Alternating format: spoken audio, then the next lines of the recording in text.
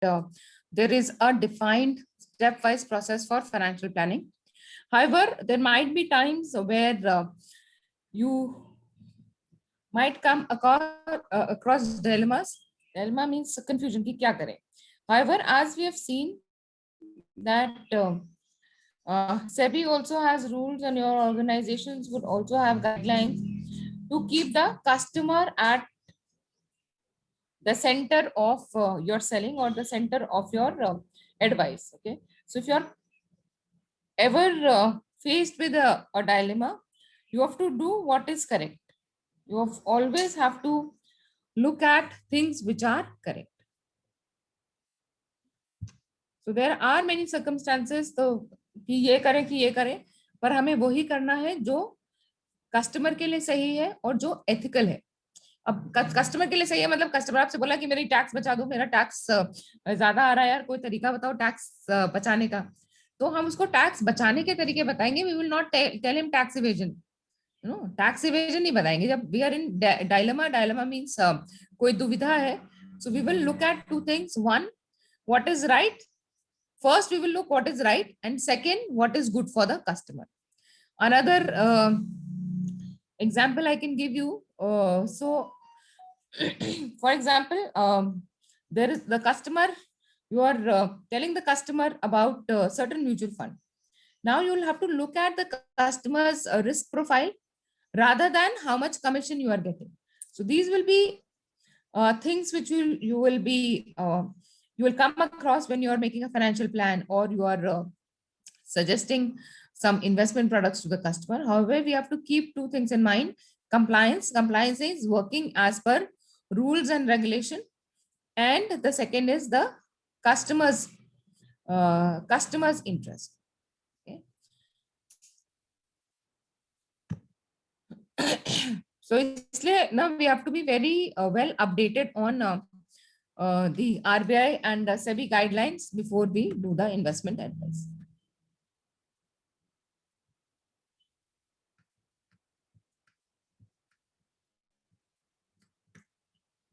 So in the context of financial advice, we know trust is a very, very important factor.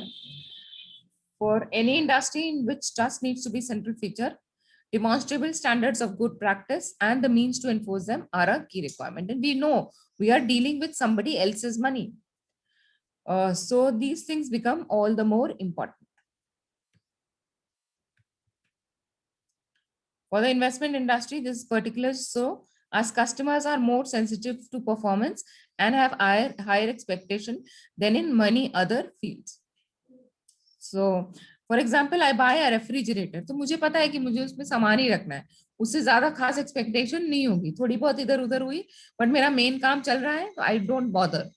But investment में it is very sensitive, because as we know, the returns of the customers and the risk of the customers are dependent on the asset allocation. So again, we know the returns are also dependent on many factors which are beyond our control. So for example, market forces or market factors are beyond our control. Things right now like the pandemic and the lockdown, all these are beyond our control. So the customer also doesn't expect us to do anything about this. But whatever we can control, for example, the choice of investment types, the timely resolution of the customer's complaint, the right kind of product for his financial requirement. So that is in our control and the customer expects that.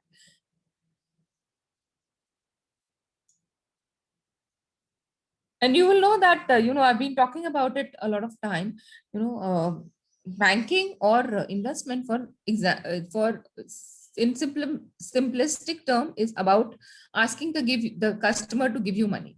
If you ask somebody money, the first factor comes in trust. So trust is very important. However, because it involves money, we also have to look at the relevant guidelines to be able to do our work properly. So you have to follow professional ethics. So ethics is used to describe the standard of behavior that are expected and implies a commitment to and conformity with standard of personal morality, rather than simply comply with rules and guidelines related to professional dealing. So ethics is more than that. So you have to follow the guidelines, that is one thing. You will also have to look at what is right. So some of the banks, for example, ICICI Bank had started with this concept of being conscious, working as per your conscience. Conscience क्या है? हमारी जो अंतरात्मा की आवाज है ना, वो conscience है. Okay, so in financial selling or wealth management, this also becomes important. So we have to work consciously, taking care of all the guidelines and standards. So, for example, we have seen that a younger customer can take more risk. So, as per guidelines, if you are suggesting a younger customer to take risk, you're not doing something wrong. It is what he should ideally do. But if you look at the number of dependents, he has a many number of dependents, and his financial, though he earns well, but he's the only earning member in the family. So that tells us that probably we will not be able to take a huge amount of risk for this customer. So by guidelines, you're doing okay, but you have to also look at the present scenario or the right thing to do. So there's a slight difference between ethic versus compliance. So ethics is like जो आप अंदर से आप सोचते हैं, जो आपकी conscious होती है, that is ethics. So there is a relationship between ethics and compliance. However, ethics is not just a subject of regulation.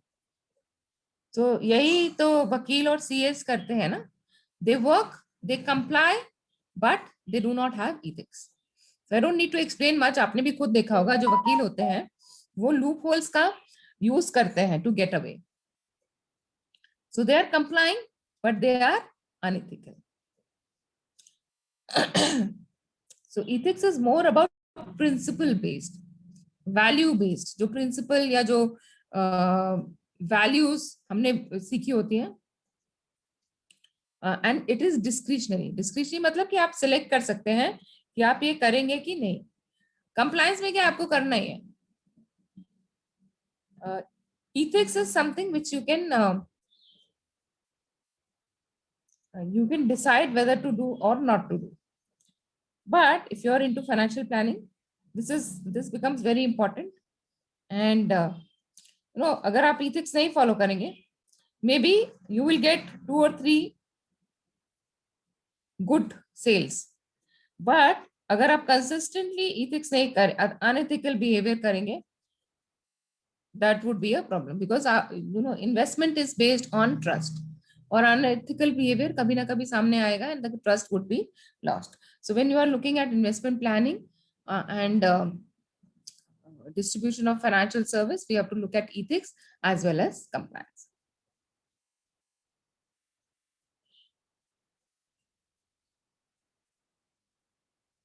So this is the difference between compliance and ethics. So ethics is about prevention, compliance is about detection. So compliance अगर आपने की तो जब detect होगा तब detect होगा, पर यहाँ पे तो आपको पता है कि इसको प्रिवेंट कर सकते हैं. Compliance is based on rules, law, whereas ethics is more of principle based. So for example, I can invest in tobacco company. So I can invest in ITC, for example, or any other tobacco company. It is not prevented by law, but as a principle, I do not want to do it. So that is the difference between compliance and ethics. Ethics is value driven. Compliance is fear driven. Free मतलब अगर ethics में अगर आपने नहीं किया तो आपको you might not be affected by the law. आपको जेल नहीं होगी. पर compliance आपने नहीं किया तो उसमें जेल भी हो सकती है. So ethics is more value driven. Compliance is freer driven. Ethics is implicit, मतलब कि आपको अंदर से ही आता है, कंप्लायंस इज एक्सप्लिसिट, मतलब पूरा रूल्स और रेगुलेशंस होते हैं ना, वो कंप्लायंस है. Ethics is beyond the spirit of law. It is the spirit of law. It is the letter of law. So, for example, uh, SEBI says you should keep the investor's interest primary to your investment advice. Okay? So, however, you can show in many ways that okay, this person should have invested here because he would have got better returns, but dil mein pata hai aapko nahi, that is not true. So that is, when you involve your emotions also, that is more of your values, your principle, that is ethics, whereas something written is a law or a compliance. Compliance is mandatory, मतलब आपको करना ही है. ethics is discretionary, तो ethics follow करने का decision आपका होता है. Whereas compliance, you have to forcefully do it as per law. So we have to follow both. Compliance तो करना ही है, उसके लिए choice ही नहीं है, mandatory है. और ethics भी करना better है if you want a long term career. 3-4 साल करके आपको फिर कहीं और चले जाना है या दूसरी नौकरी ढूंढनी है तो बात अलग है. पर if you are looking at a long term career and a fulfilling career, you also have to look at ethics.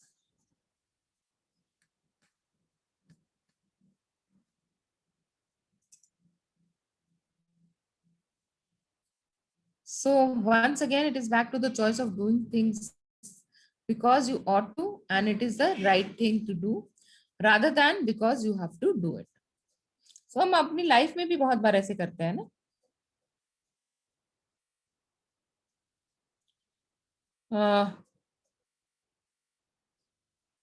A lot of time we are faced with a dilemma in our life as well, and we choose to go by our ethics rather than what we have to do. So ethics is about your inner voice or your own principles. We all face ethical choices on a regular basis and doing the right thing is usually obvious. और जिंदगी में मतलब मेरा ये experience है कि जब इस तरह का डिलेमा होता है, so usually you have two choices. One is a hard choice and the other is a easier choice.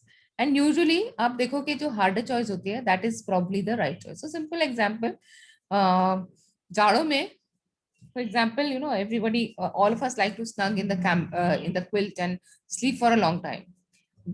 कंबल से निकल के बाहर जाना difficult है. But if you want to follow a discipline, that is what you should do. So जिंदगी में whenever you come across a dilemma, look at the right thing, and how is that to identify? Identify is to look at the thing which is more difficult, and usually that would be the right thing to do. So again, if we don't get a job or we are not able to make our career, the easiest is to blame others, to blame our teachers, to blame our parents, to blame our college, whatever. Okay, easy है ना, उसमें कुछ effort थोड़ा ना लगता है. Difficult क्या है? Difficult is to probably look at what are the employment opportunity available, to prepare for them, to keep on appearing for interviews, to keep on giving test. तो दोनों choices आपके पास होती हैं. कौन सी choice आप लोगे? Again depends on your frame of mind, and you can make a choice, right? But जो difficult होगा वही usually things which are difficult are the right choices. So same dilemma you might come across when you are telling an investment product to the customer. So for example, हमने बोला है कि जब भी हम कोई risky product customer को बताते हैं तो we have to tell him about the risk. Now अभी क्या problem है कि risk आपने बता तो दिया, but then it will be difficult for us to convince the customer to buy that product. Now what is the right thing? So you have two choices. You don't tell about the risk to the customer, and you just say आपने law तो कर लिया, compliance तो कर लिया कि sir ये form sign कर दीजिए, यहाँ पे साइन कर दीजिए. और कौन कस्टमर पढ़ता है फॉर्म? साइन तो उसने कर दिया. अगर कभी पूछा गया तो आपने ये प्रोडक्ट क्यों बेचा, तो आपके पास एविडेंस है कि मैंने तो भैया कस्टमर को सब बता दिया था. right? But what is difficult? Difficult is to actually make the customer understand about all these risks and then try to convince him to buy that product. Okay. So that is the compliance and ethics. So compliant तो आपने कर लिया, compliance तो आपने कर लिया, आपने सब उसको बता भी दिया, उससे अंडरटेकिंग भी ले ली, सब कुछ ले लिया, so compliance तो हो गया, but आपका ethically you have done something wrong. So that is what we have to take care. We have to be ethically right as well. And I'm sure when you start working, a lot of you will come back in case we meet. You will tell me, ma'am आप तो ऐसे बोलते हो, ऐसे तो कभी sales ही नहीं होगी. ठीक है, सेल्स नहीं होगी, पर आप कब तक सेल्स करना चाहते हो ये बात है. You can use unethical ways to do sales for maybe 5 years, 6 years, but you can definitely not do it for your lifetime. और ऐसा कई बार होता है कि a lot of people keep on changing their jobs because ethical sales का skill ही नहीं develop किया है. अनएथिकल सेल झूठ बोल बोल के करते रहते हैं और फिर वो झूठ के पैर पैर नहीं होते ना. That's what we say. And then it ultimately stops. Okay. And a lot of time your boss will also tell you to follow the unethical thing, but then it is on you. So balance बना के भी चल सकते हैं, but ethics is something usually you should not compromise on. So yet we regularly see news reports of frauds, swindles, or situation in which seemingly rotational people have behaved unethically.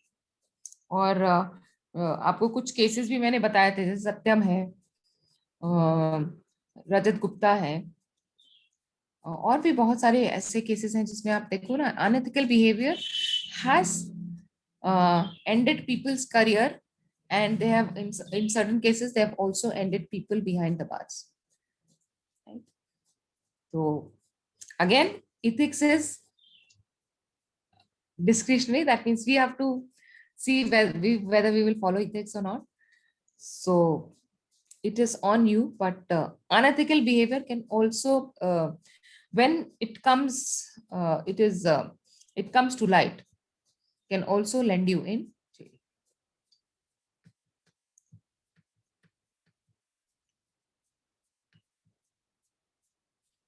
So it is important to be alert to situations that may threaten the fundamental principle. Identified threats need to be evaluated and managed to ensure that they are either eliminated or reduced to an acceptable level.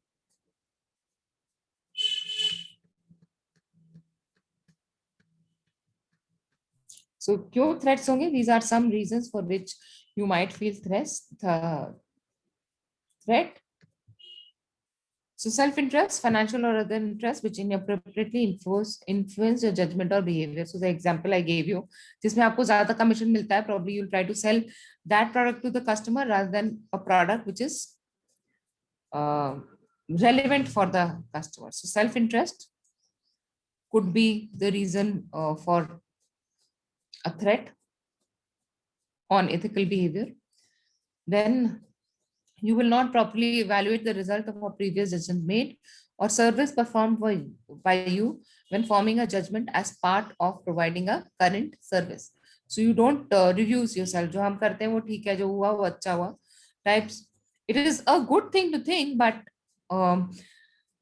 every interaction with the customer is a learning. Every failed sales call is a learning. So if we can review what has happened there, we will be able to do better. So self-review is also, if you don't review yourself or you don't evaluate your behavior or your success and failure. So success is good to evaluate, but even if you evaluate your failures, your success rate would improve. So self-review can be a threat. Advocacy. You will promote a position to the point that your objectivity is compromised. Then familiarity, due to long or close relationship with someone, you will be too sympathetic to the person's interest or too accepting of their work. The intimidation, matlab dar.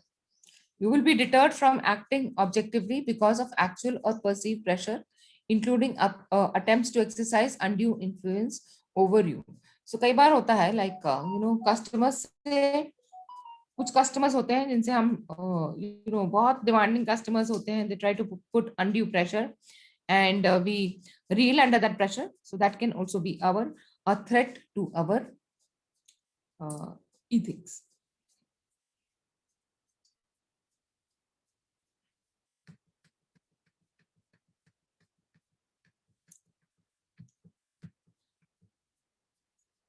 And a lot of financial frauds take place because of unethical behavior. So we've seen many examples where we've spoken about NPAs,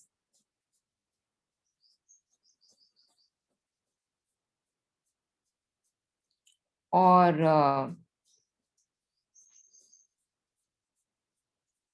how the loan is being sanctioned. So we've discussed this a lot of time in the class as well. And most of the frauds, if you think, happen because of unethical behavior at somebody's part. So we've been talking about Vijay Mallya or this one, Nirav Modi. We know these frauds have happened because of somebody's ethical behavior.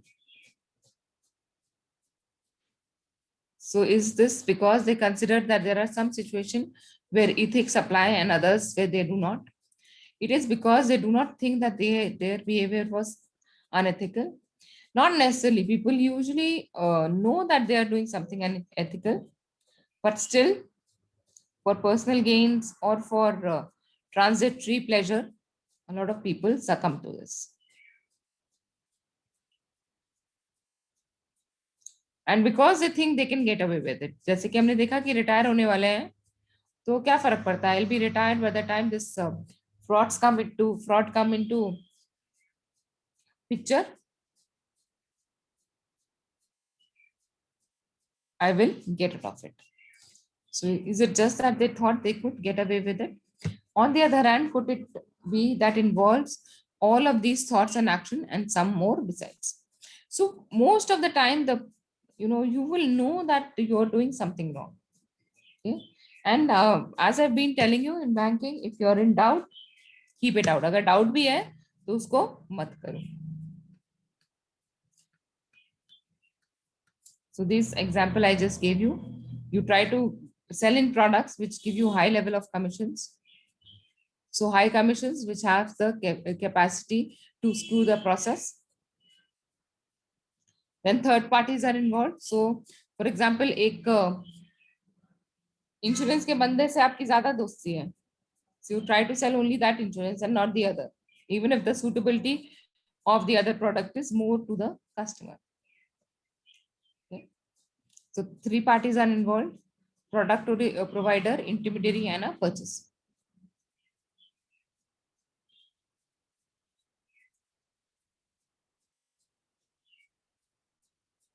So we can say that there is nothing wrong with the structure, and banks also act as a commission agent for various kind of investment product.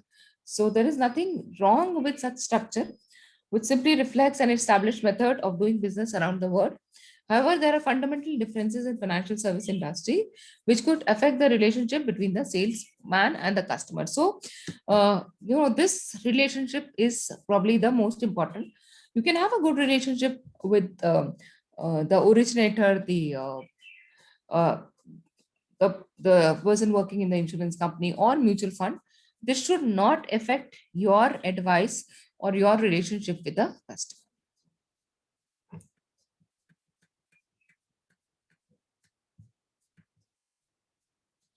So it can be in any industry, but in financial industry, it is more profound. Here is an example given of a car, buying a car. So if you buy a car, you can see it, you can try it out, and you will discover very quickly whether it performs in manner advertised and which you expect. So this is the same example which I was giving you about the refrigerator. You will also be provided in case of a new car with a warranty from the manufacturer. You can thus make purchase decision with considerable confidence. despite knowing that the reward system in the motor industry means that salesperson with almost certainty will receive a commission. So this is a difference between financial industry and any other industry, because in other industries you can confirm the features of a product. In financial industry, as we have seen, apart from some fixed income plans or some capital protection plan, you don't know how it is going to behave, and there is no way you can return it also. If you return it, then there will be a loss to you. Maybe if you close premature deposit, or you withdraw your mutual fund, so it will be a loss in case you realize it. So therefore, it becomes all the more important for people in the financial industry to follow ethical behavior and understand the need of the customer.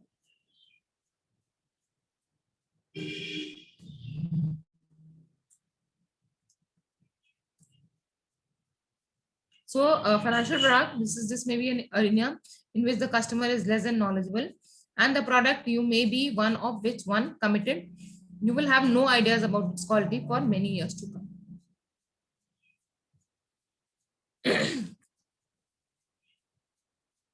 By which time it may be too late to make changes or seek redressal. So इसीलिए financial industry में इतने सारे certifications की जरूरत होती है कि if you are selling a product to the customer को नहीं पता है, कस्टमर को सारे प्रोडक्ट्स नहीं पता है, फाइनेंशियल इंडस्ट्री नहीं पता है, तो the person who is selling it should have the knowledge and have ethical behavior to give the right kind of product, because as we have seen, financial services are very different from any other services. One, the commitment is for long time. So if you take a FD, for example, it can be for 10 years. Even tax saver FD is for 5 years. If you give ELSS or tax saving mutual fund to the customer, lock-in period is 3 years. So the financial commitment and the commitment of time is very large in case of financial industry, and therefore following ethical behavior or being knowledgeable is of utmost importance in this industry.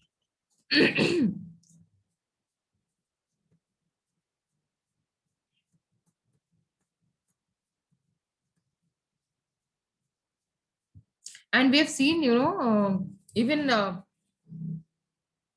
for example, in mutual fund, if you look at ACE, somebody remember the full form of ACE? ACE का full form याद है?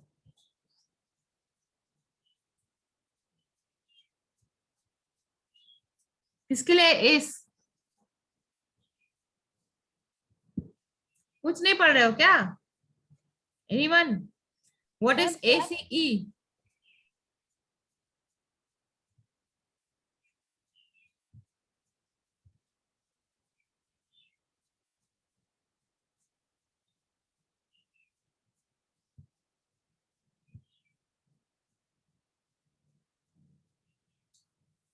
क्या है ACE? याद है? It stands for AMFI Code of Ethics. So the industry body itself gives you a code of ethics. So SEBI will give you the guidelines and the industry body will give you code of ethics.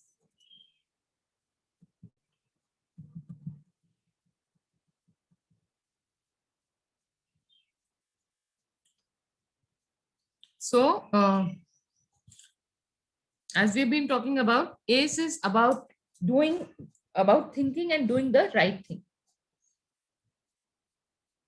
That then we should seek first to instill as a matter of habit the type of thinking that causes us to reflect upon what we are considering doing or asked to do before we carry it out.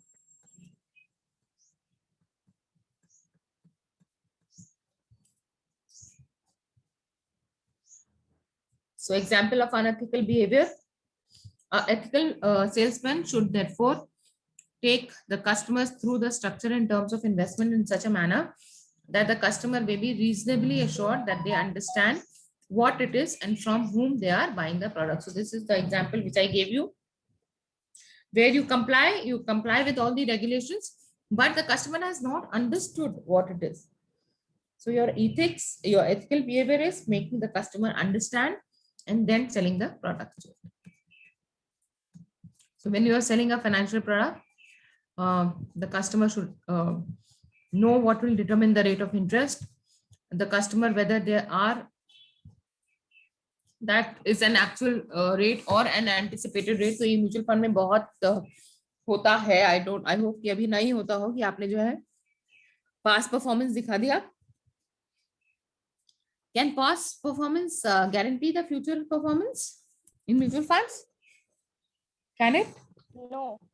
No. And we have seen it. That's a disclaimer given that the historic performance is not a representative of the future performance. We don't know how things are going to affect. So, for example, now if you would have read also that FIIs are taking their money out of India because we are hit by the pandemic. So FIIs are taking their money out of India. If they continue doing it, the market will fall and people will lose money. However, in the last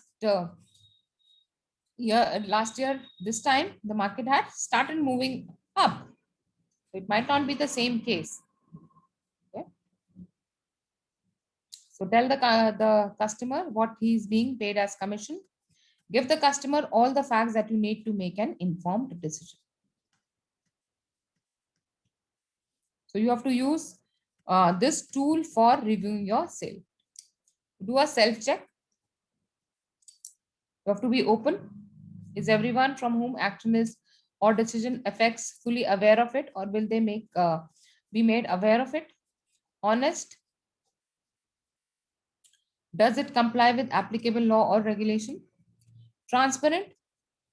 Is it clear to all parties involved what is happening or what will happen? Fair.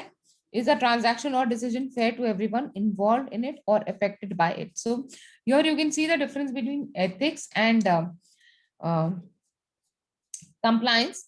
So compliance is doing, getting his KYC, getting his declaration, but ethics is about making the customer understand the risk and returns of a product, his suitability of the customer for the product, and his marking his setting up his expectation correctly. So again, difficult, because if you all do all this, your sales call will become all the more difficult. But that is the right thing to do, because this customer, if you have built the trust with him, will come and buy many products from you. Yeah? So that is what about ethics.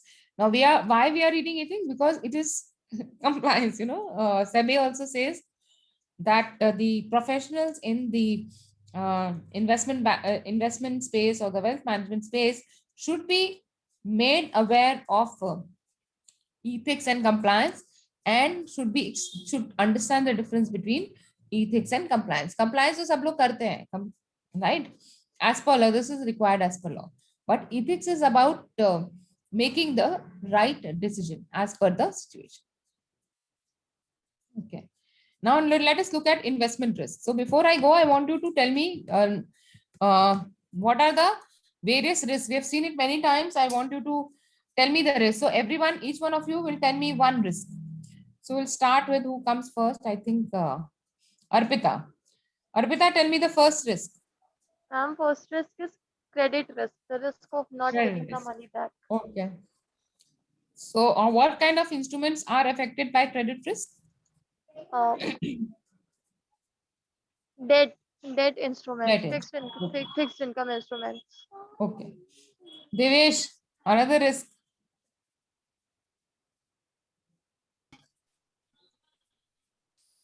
Liquidity risk. Liquidity risk. Good. What is liquidity risk?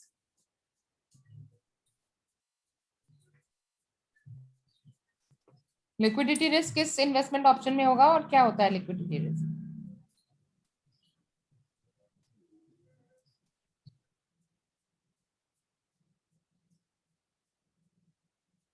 Hello, बताओ।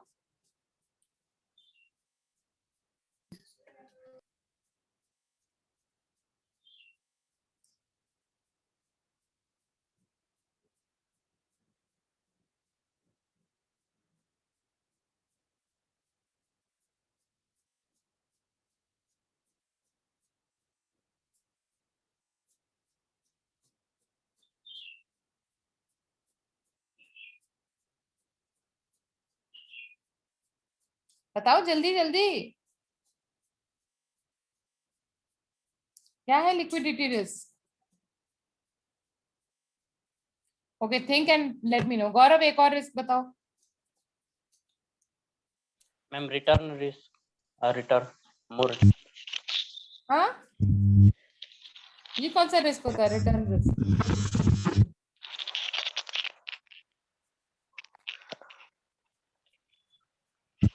No idea ma'am. कोई नहीं, सब भूल गए क्या? Anyways, और कौन है नीचे फिर? सिद्धार्थ, रिस्क बताओ। Risk with ma'am investment. Interest rate interest rate risk. Risk, correct. तो इंटरेस्ट रेट रिस्क कौन से इन्वेस्टमेंट ऑप्शंस को इफेक्ट करेगा?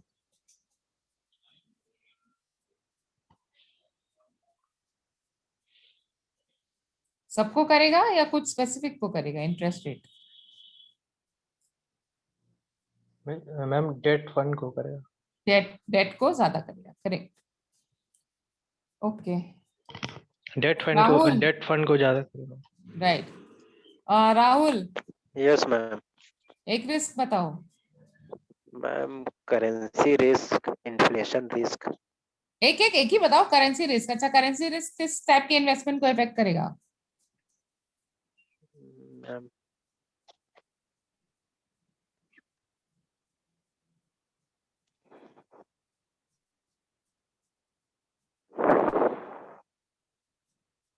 बताओ कौन से टाइप के इन्वेस्टमेंट को इफेक्ट करेगा? Ma'am may I answer? Wait wait, we are coming to you Khushboo. Market risk किसको इफेक्ट करेगा सबसे ज्यादा?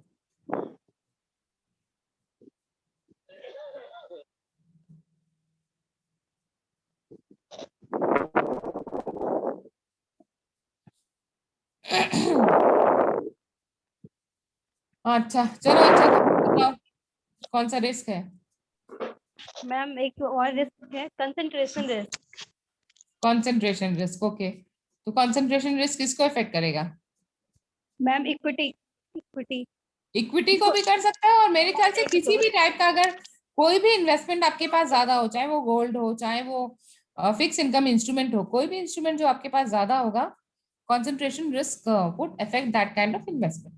Ma'am currency risk international equity market को ज्यादा इफेक्ट करता है। करेक्ट करेक्ट, इंटरनेशनल इन्वेस्टमेंट को ज्यादा इफेक्ट करेगा, करेक्ट।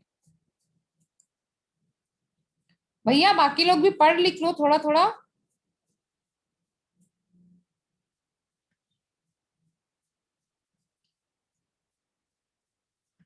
सो ये रिस्क हमें अर्पिता ने बताया, ये जबकि हम बहुत बार देख चुके हैं। This is not maybe the third fourth time we are seeing it.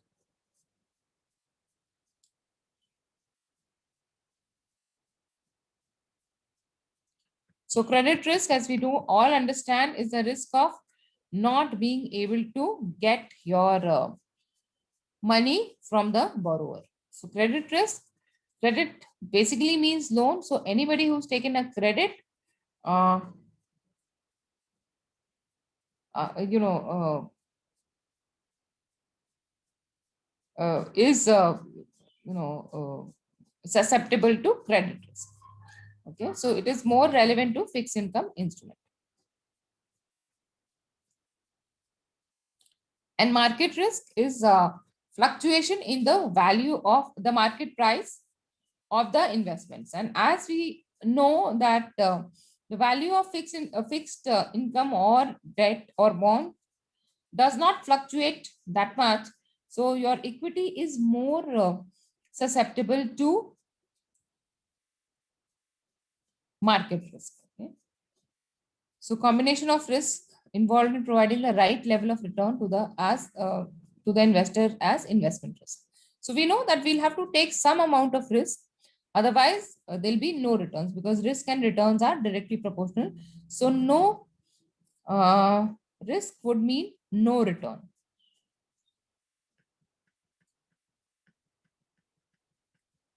And this is what has to be managed. तो हमारा काम यही है कि हम कस्टमर के लिए इन्वेस्टमेंट रिस्क मैनेज करें to be able to generate proper return for the investor.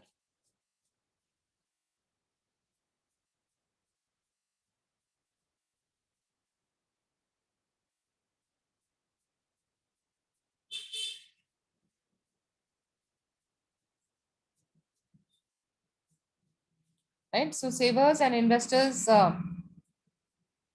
pass their funds over to the investment management firm, and believe that such firm can grow the value of their funds beyond the level possible through simply depositing funds in a saving account. This is especially true in times of low interest rate or high inflation. So we have seen this. We have seen these are the kind of risk, and they have to be managed for generating the right kind of return for the investor. And we as finance professionals are responsible for doing this. So the customer might not know what are the type of risk and why he should take this risk. So we have to educate the customer and help him in the decision making. So investment is a decision to forego the use of current resources and believe that they can instead be used to create future benefits which are greater than their current value. So we've seen this, the difference between saving and investment. Saving is expecting the same amount of money, whereas investment, you're trying to get more money. So these are asset classes. We've seen this is just a revision of what we have done earlier. So we have to understand the asset classes and also the risk associated with it. So investment management firms employ staff and develop systems that can understand and manage the best investment opportunity to create the returns expected by investors. So we know that these are asset classes: equity, bonds, currency, commodities.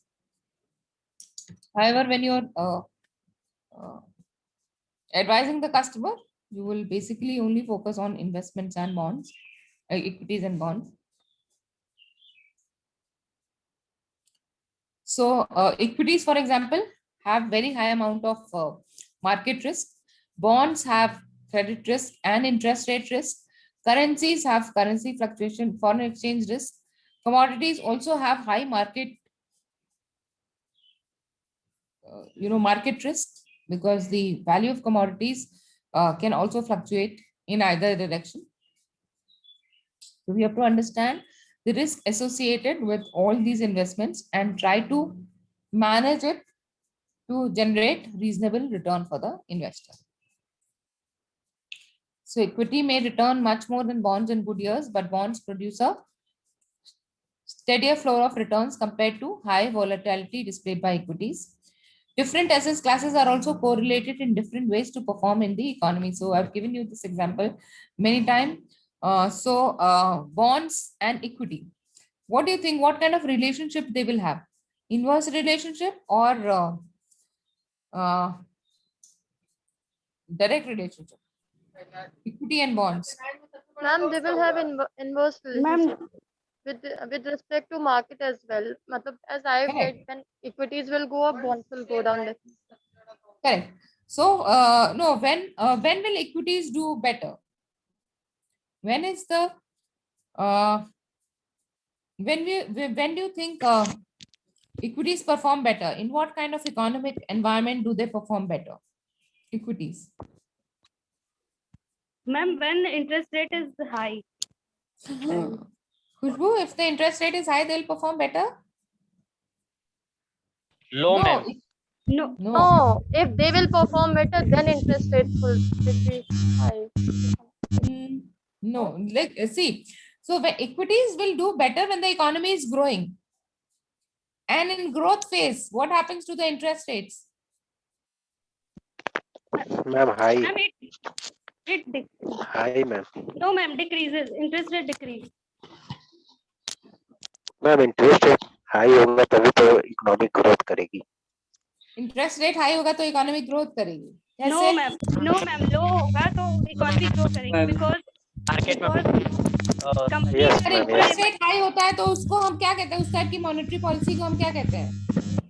अगर interest rate high होता है, अगर RBI interest rate increase करता है तो उस type की economy को हम क्या कहते हैं? दो टाइप की इकोनॉमी हमने देखी थी ना, एक्सपेंशनरी एंड कॉन्ट्रैक्शनरी. ये कुछ याद है कि भूल गए हो? दो टाइप की मॉनेटरी पॉलिसी हमने देखी थी, expansionary monetary policy and contractionary monetary policy. Expansionary monetary policy में क्या होता है? मैम जब इकोनॉमी ग्रो करती है. हाँ, तो कैसे ग्रो करेगी इकोनॉमी? तो आरबीआई क्या करता है?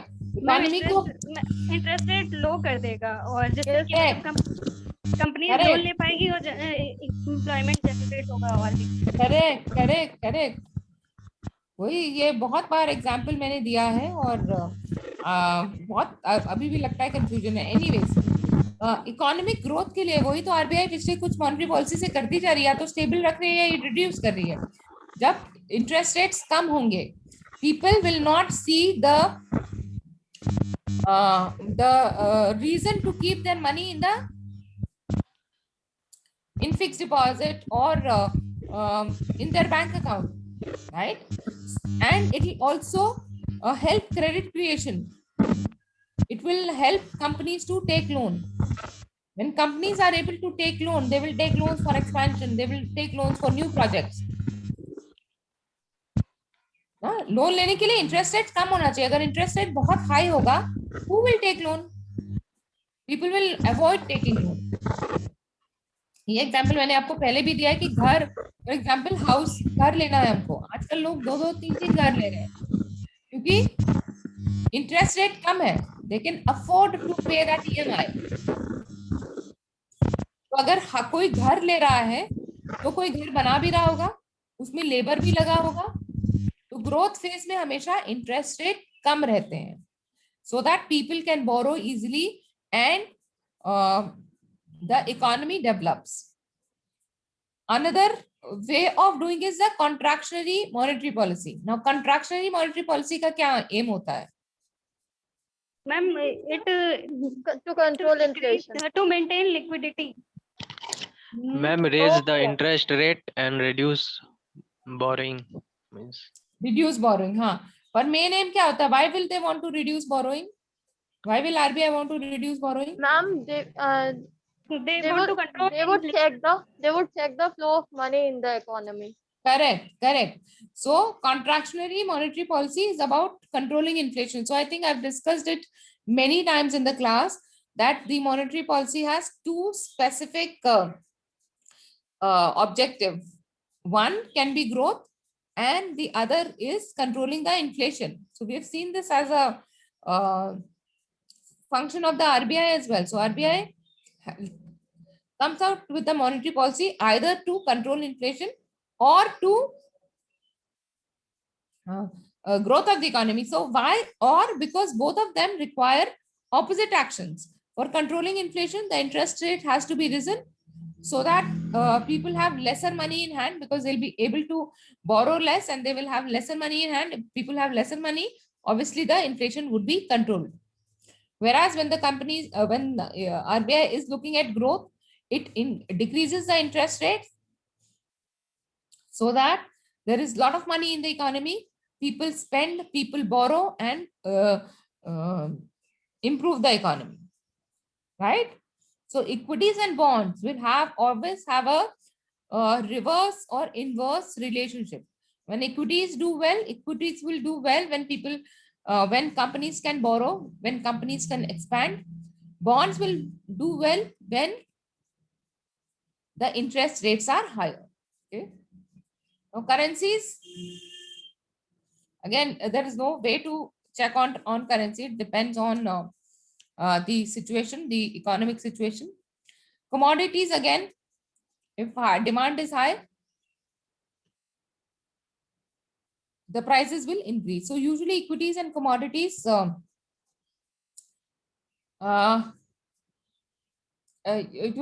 have a inverse relationship, because equity will do well in low inflation and commodities will do well in high inflation. So for example, gold. So gold or even term of turmoil. जब कभी turmoil होता है तो gold का price बढ़ने लगता है. Okay? So you have to look at, now we can't say that investment in this particular type of asset class is good or bad or ugly. We have to keep a combination of all these asset classes, because a lot of things cannot be judged or cannot be thought of at the time of investment. So different asset classes are also correlated in different ways to the performance of the economy. For all assets, though, the aim is the same, to minimize the risk while minimizing the return. So this we have seen, this is the entire objective of your asset allocation or financial planning. So this is achieved through applying different mixture of asset classes to achieve diversification. And we have seen, to measure how the investment portfolio is performed, we have to look at a benchmark. So investment or funds are measured against a benchmark, which is typical as index such as FTSE 100 or a peer group of similar funds. And so we have seen each asset class displays different risk and return characteristics.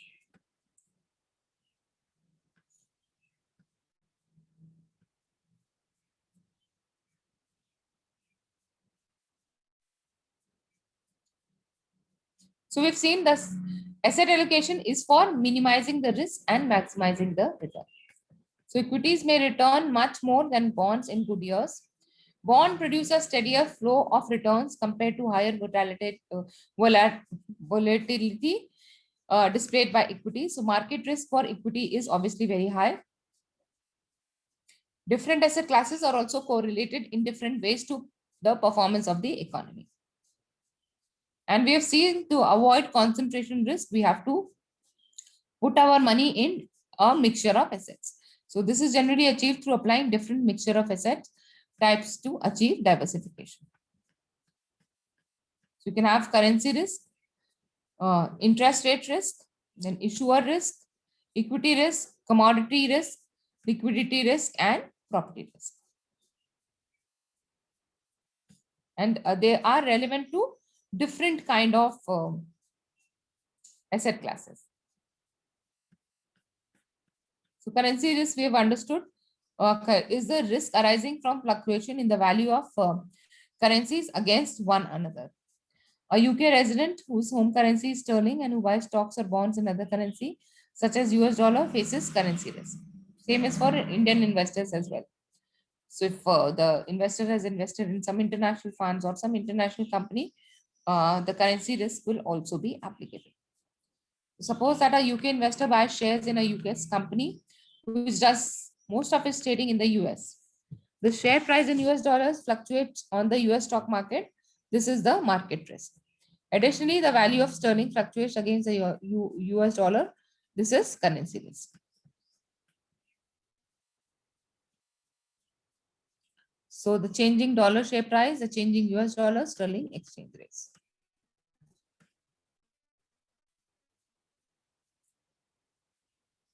So it will also affect the corporate earning. So sterling investors are still exposed to currency risk even when investing in UK, as many UK companies do much of their business abroad.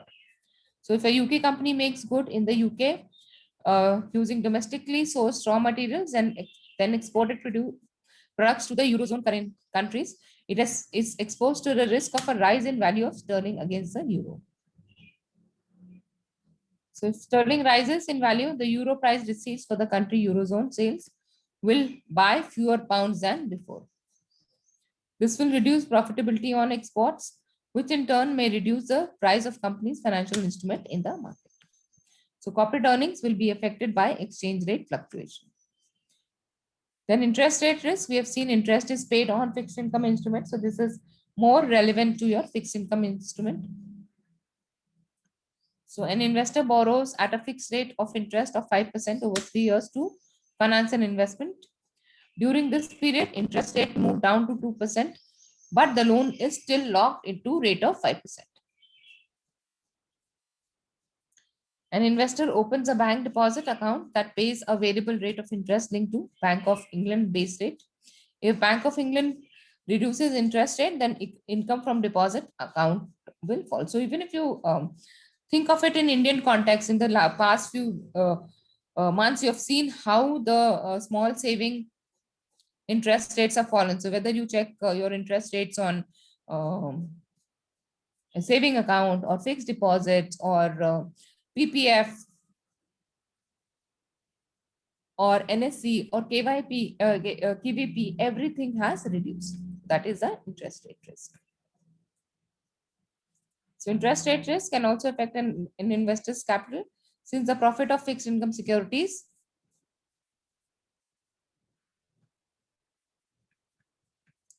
move in opposite direction to the interest. So we have seen this also.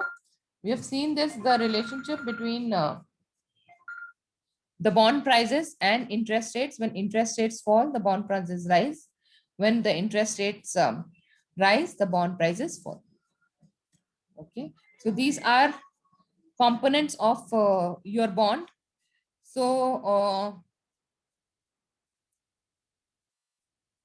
you are going to explain, because we have seen it many times. So Gaurav, will start from you. What is principal in bond? What is principal?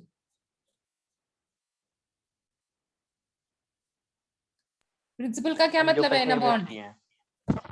जितने में हमने ये bond खरीदा है या bond की actual value. Siddharth, coupon क्या है? What is a coupon?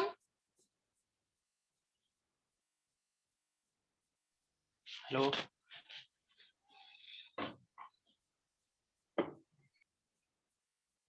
Coupon का क्या मतलब है? हाँ, हेलो मैम। हाँ, I can hear you. What does coupon mean?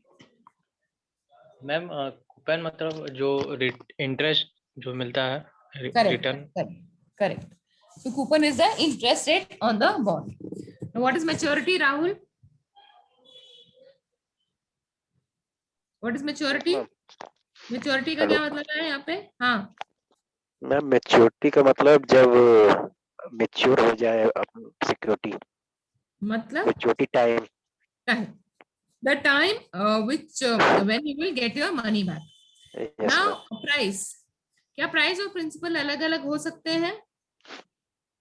Yes ma'am. हाँ, क्यों हो सकते हैं?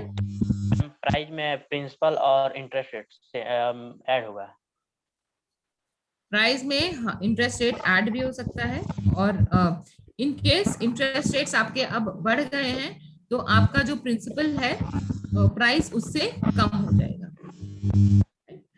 So price is at the amount which you pay to buy an existing bond.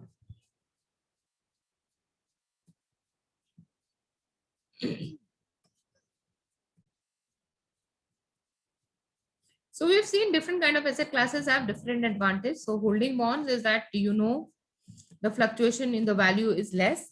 Also, there is a steady flow of income. So they are fixed income. Bonds offer a regular, fixed and predictable flow of income. Range of incomes yields to suit different investments and tax situations. Fixed maturity date as in most cases of most bonds, when the money will come. Higher place in working order in the issuer default than investor who have equities in the same company. So in case a company fails, the first person to be paid are the debt holder or the debenture holders rather than the equity. So equity because you are equal partner in the loss and profit of the company. Equity shareholders are paid last. So these are some advantages of holding bonds.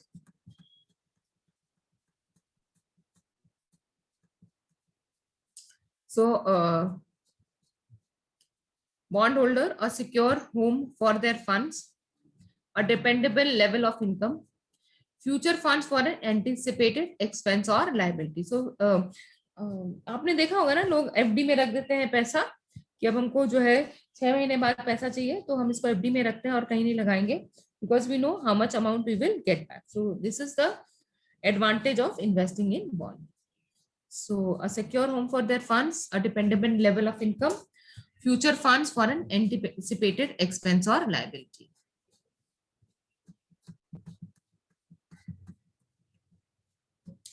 पर bonds में as we have seen risk हो सकता है, default risk हो सकता है और issuer risk हो सकता है।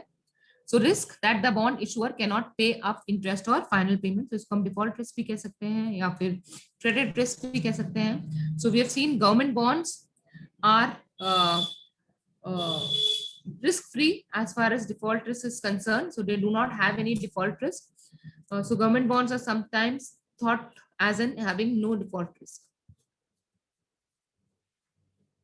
Although government guarantees do reduce the risk of holding government bond, it is not eliminated altogether and governments do from time to time default. So some government, जैसे हमने Greece crisis में देखा था, Greek crisis में देखा था, हो सकता है, but usually government will not default.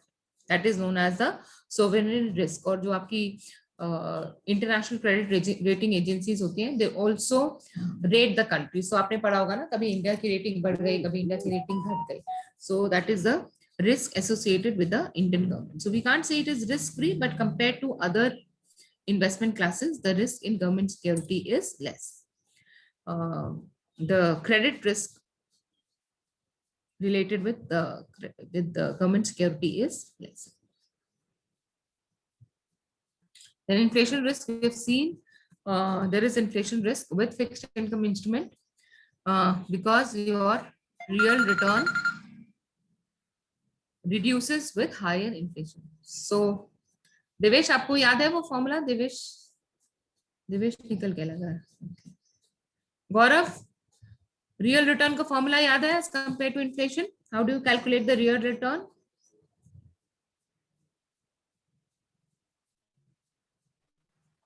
Nominal return minus inflation. So your real return is nominal nominal rate minus inflation rate will give you the real return. Higher the inflation, lesser will be your real return. Okay, so inflation is also a risk which reduces your total return. So apart from issuer's risk, the other main risk associated with holding bond is unanticipated inflation risk. Risk of inflation being rising unexpectedly, eroding the real value of bonds, coupon payment and redemption payment. So high inflation would reduce your return on fixed income securities.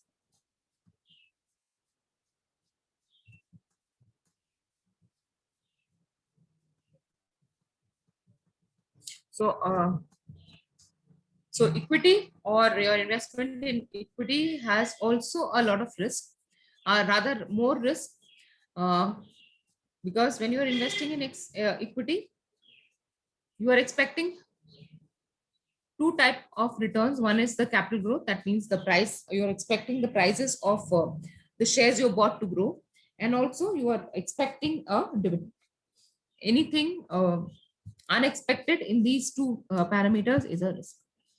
So capital growth, sources of return from investing in equities can be because of capital growth. So if the company does well, the prices of its shares should go up. To ensure that the firm has acceptable amount of stable funding.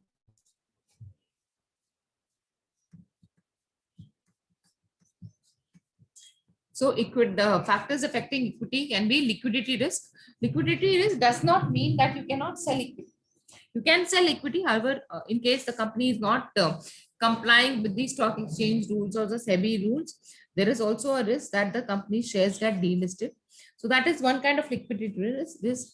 Another risk is like the timing. So if the stock market is not doing well, and you want to convert your equity into cash, so you can go and sell it, but you might have to sell it at the loss. So there can be a liquidity risk in equity. Then there can be growth risk. If the company is stagnant, doesn't grow, then there's a growth risk because you bought equity with an anticipation that the company will do well and the company is going to generate returns for you in terms of capital appreciation. If it doesn't happen, that's a risk. Volatility risk is a risk of change in price, and we've seen it is higher for equities and higher for smaller company. It's a change in the market price, so it can go up and down. So that is the volatility risk. Strategic risk of issuing institution. So in case a company is able to generate profit, the share price in general will rise. If the company is not able to make profits or the company is mismanaged, the share price would fall. So we have seen many examples of how the share moves. So we've seen the shares of Infosys and Wipro. On the other hand, we have also seen the shares of Reliance Power. So it depends on how the company is performing, and it has a repercussion on the returns of the investor.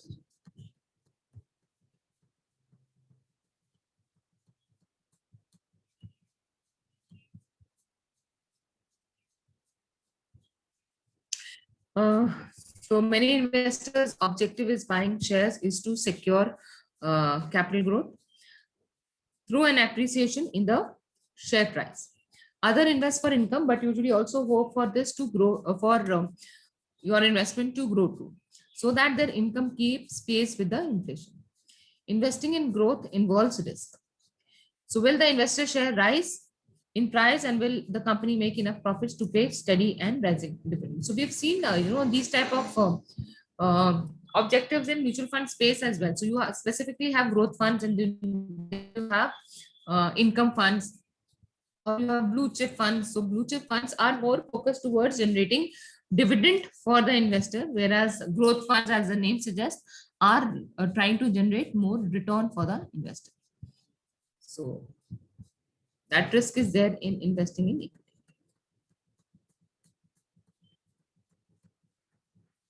So if the company does not do well, or indeed if the stock market as a whole is performing badly, share prices will fall.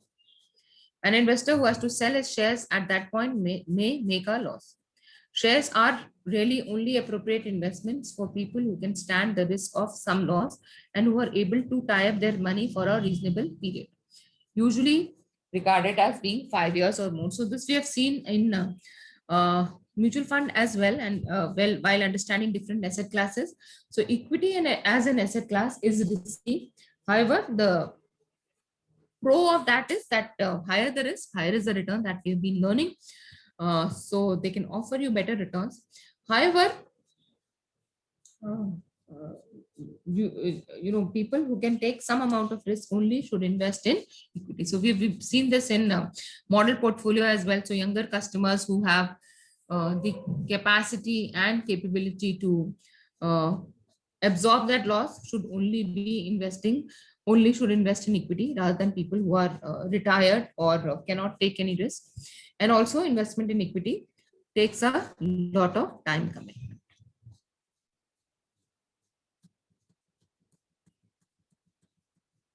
Another risk which the equity holders face is that in case of winding up of the company, closing of the company, the bond holders would be paid first, then the preference shareholders would be paid, and equity will stand last in the line. So this also, they also have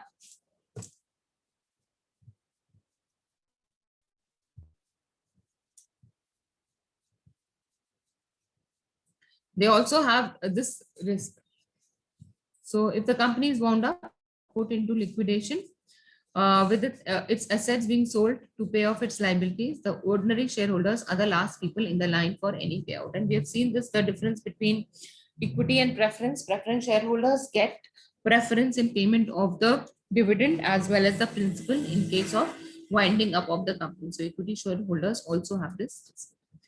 So there's a possibility that there might not be enough money left to give them to pay out at all.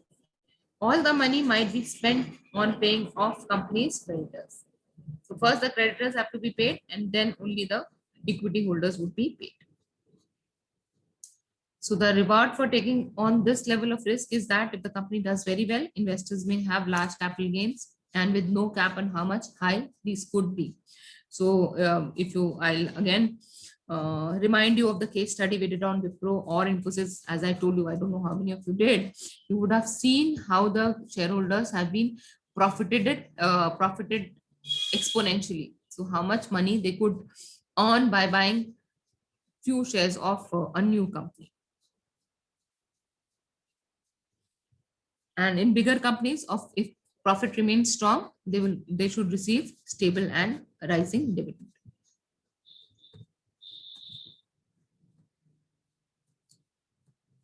So equity investment also have a huge volatility risk, which is the risk of change in prices of the shares. So volatility in terms used to describe the degree to which investment is to swings in prices. Swings matlab upar niche. So for that, you measure the volatility of given share by looking at its previous price swings compared with the returns the share has also historically provided. Step 2 can be looked at against the risk and return of other investments, that is return on treasury bonds. Access whether the additional returns which they believe an investment may offer are worth the added volatility. So what is the relationship between volatility and returns and risk? What is the... Yes, ma'am. Ma'am, may I answer? Yeah. Directly Yes. proportional. Ma'am, higher the volatility, higher will be the risk and higher will be the return as well. Yes, correct. So volatility, we have seen no standard deviation and standard deviation basically tries to measure the volatility. So higher the standard deviation, higher is the risk. So volatility and risk are directly proportional, and risk and returns are directly proportional. So higher the volatility, higher is the chances of both loss as well as gain.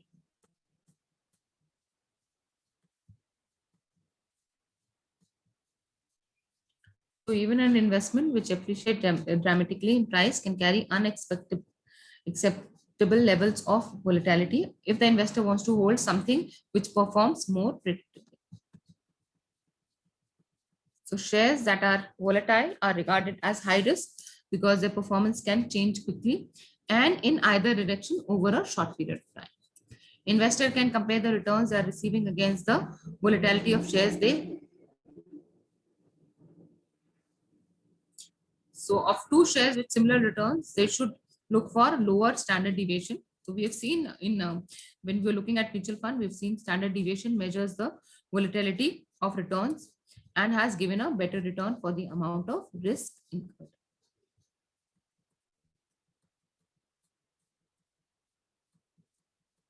Then there can be risk to issuing institutions also. So we know the share, the value of the share depends on the company. And if the company does well, the share price increases. If the company does not do well, the share price decreases. So some factors affecting can be industry nature and cyclicality. Cyclicality is like when will it do well? You know, for example, if you look at all the entertainment, all the airlines, they're not doing well at this point in time. However, if you look at pharma companies or Ayurvedic companies, they are doing better at this time. So the nature and cyclicality of the industry also affects the return of the investors. So some companies provide goods and services which people mainly want during an economic upswing. Other trades in goods which people want it in a downturn. Then the way management is handling competence of the management.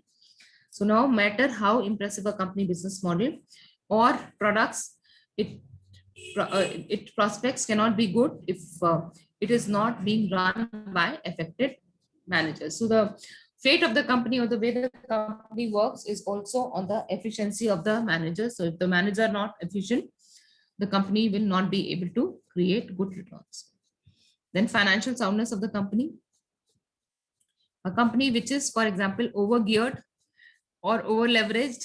Okay, so do you remember these terminology? We had seen this in quite a detail when we were looking at ratio analysis. What is leverage? What does leverage tell you? Leverage that- ratio. No, Arpita and Kushbu are not answering. Who else can tell me about leverage? Ma'am, Yes, Rahul. hello. Yeah, Rahul. Ma'am, ratio between equity and debt.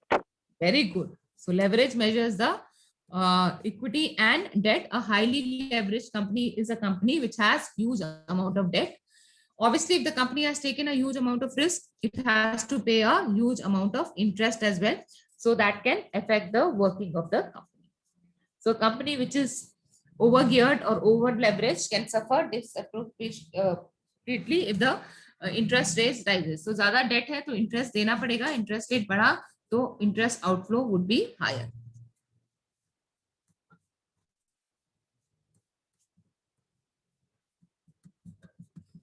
So then if you're investing in commodities